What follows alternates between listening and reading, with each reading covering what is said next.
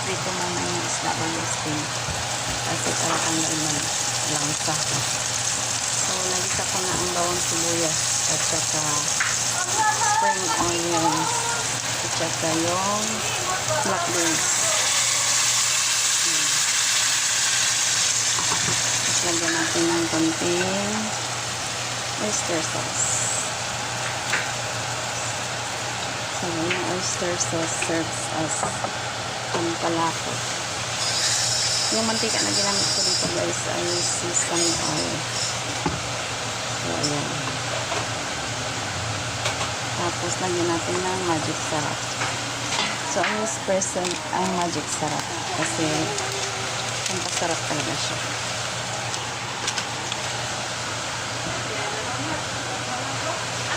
So, tikman natin. So, wala pang paminta pala. Pero okay lang kasi may paminta na yung birthday mix na ginamit ko sa pagprito. So, tikman na natin. Okay na siya guys. So, patayin ko na. Ibuhos na natin dito sa steam na isda.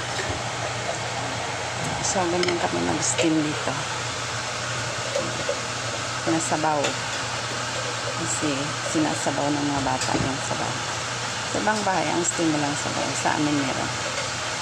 So, it's up to you guys. Nasa diskarte namin. So, pakpan natin. Para maluto agad. Pero luto na talaga kasi prito. Pero half cook lang na pagka-prito. So, steam lang natin ng 5 minutes and it will be done. Ayan guys. Okay na siya. Thank you so much for watching.